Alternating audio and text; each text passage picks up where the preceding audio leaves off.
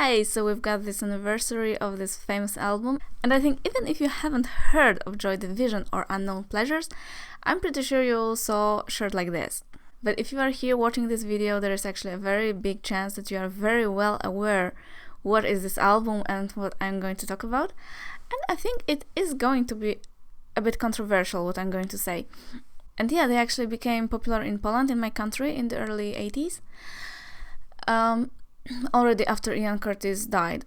But we have to debunk a myth. They are not the first post-punk band. The term post-punk is more like a figure of speech, because if we only look from the musical standpoint, which is this punk attitude, raw sound, combined with the inspirations from all the other genres such as avant-garde music or jazz music, you already had post-punk in the 60s, you know.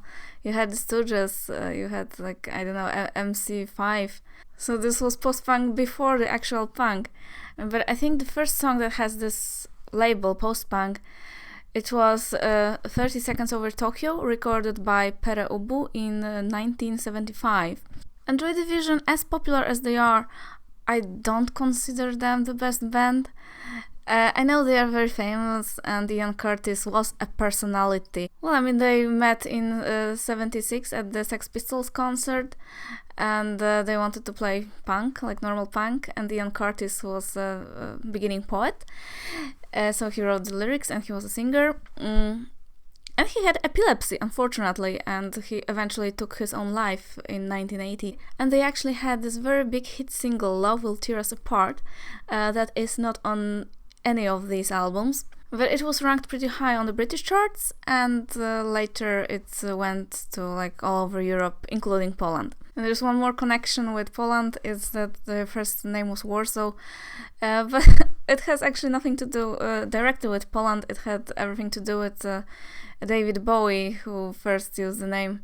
But I haven't heard this album in a very long time, and like I said, there are some bands that I like more than this, but I will re-listen to it now and we'll listen together. So how does this sound in 2019? The first song is called Disorder,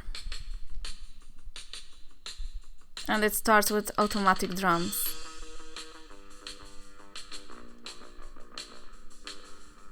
And distorted guitar.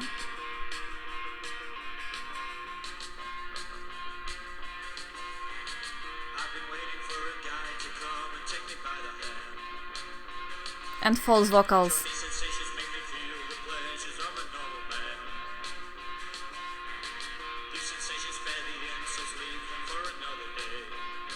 Quite catchy though.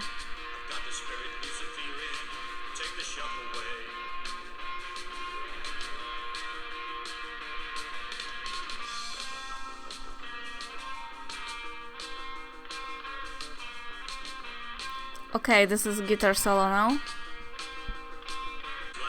Bands like Interpol and Editors were ripping this off so hard.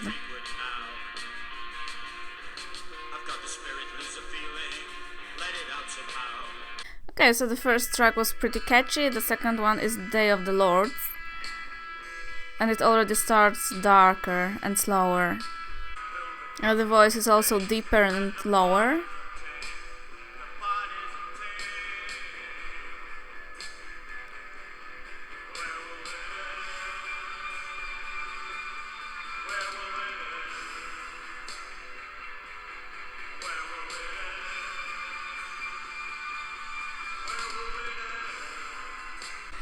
Funny, I'm checking on Rate Your Music and I see most people are giving some very high rates among my friends, like 5 stars. Some 3.5, so that's like a 7, or one person gave 1 star and one person gave 2 stars. You can hear it's definitely influential, and a lot of bands were listening to this. The music in itself is pretty simple. It mostly plays with climate and with quite scary voice.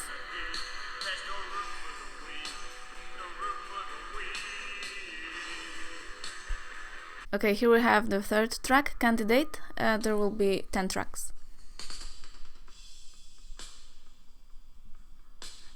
Now this one is pretty withdrawn.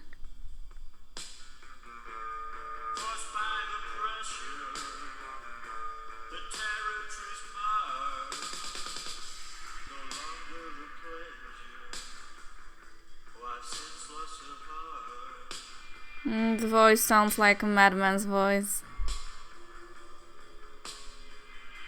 But a seductive one.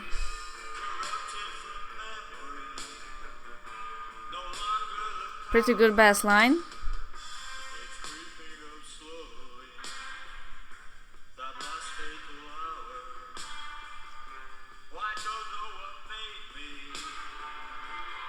Interesting background and distortions. This is the first track that really catches my ear and that I find really interesting. The fourth track, Inside, carries over this pretty dark atmosphere. It's a bit quicker. Now when it comes to drumming, I heard the drummer wanted to mimic the Khan drummer, Jaki Liebenzeit. And of course Maureen from Velvet Underground. I think she's the one who really invented this motoric drumming bass. Okay, and now I like this moment with some synth in the background.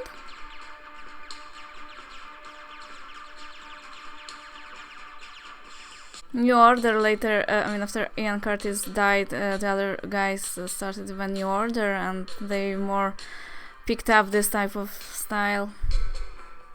Okay, I really like this track as well, but let's see what's next. Next one is New Dawn Fades. Okay, I don't think he's pretending that he can play this guitar. I think he's just he's just assaulting the instrument.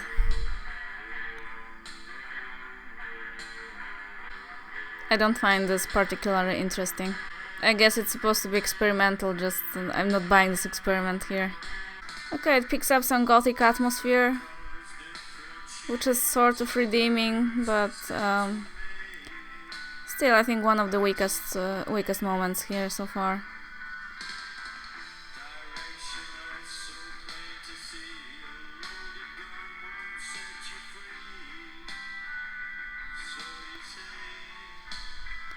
Yeah, a bit too ordinary for my taste, so let's see what's next.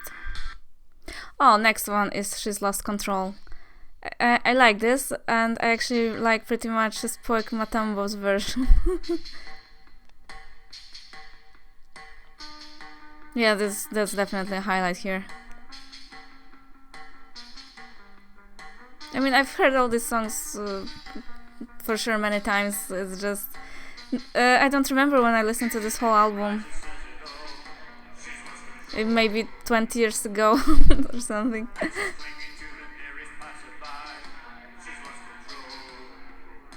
Oh, it's fantastic singing.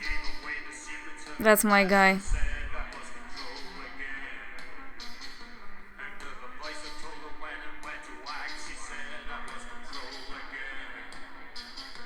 Unfortunately, this track, I don't want to make a stupid pun, but it does have the epileptic vibe. And if you saw this Spoik Matambo's clip for this, oh my gosh, you would see how they're dancing.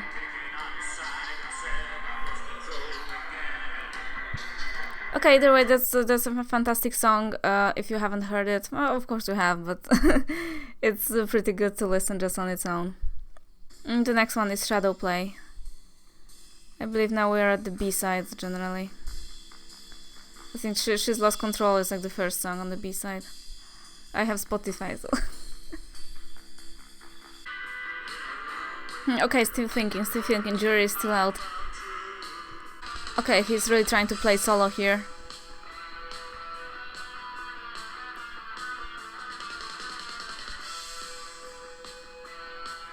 Oh, this one is also not my favorite.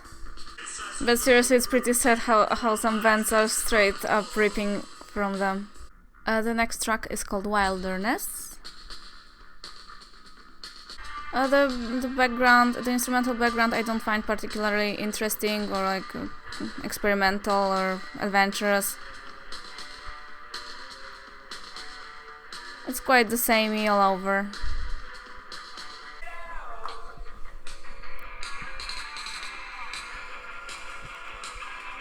It actually stands out. It actually stands out with how energetic it is. It's like pretty good for dancing. And obviously to the car.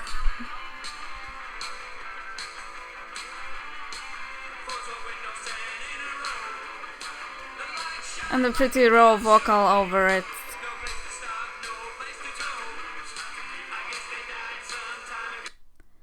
And here we finish with I Remember Nothing. Sometimes I had a feeling that I didn't remember anything about this album. So it's good that I listened to it like 40 years after it was released.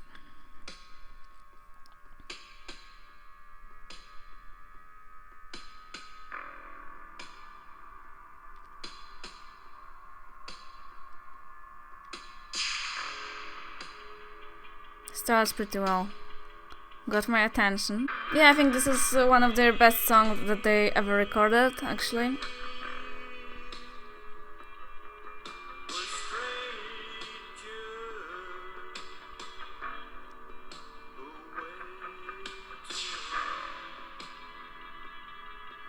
So no wonder they picked it for a closer here. I like the vocal line in this song. It's like doubling up. It is actually psychedelic, isn't it?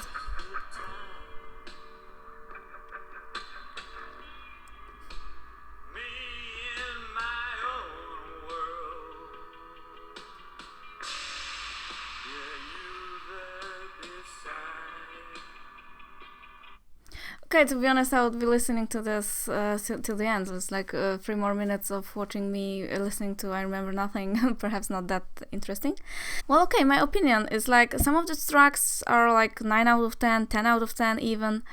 And some of them I would definitely not re-listen again. I mean, for one thing, I cannot really blame them. I cannot say that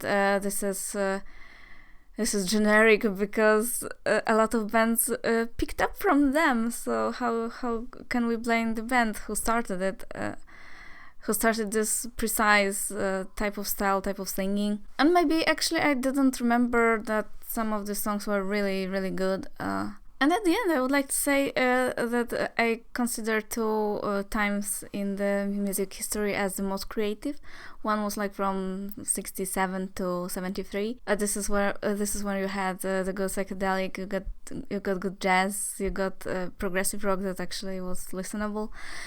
A lot of good folk music, like all like mashed together, and also very good Motown.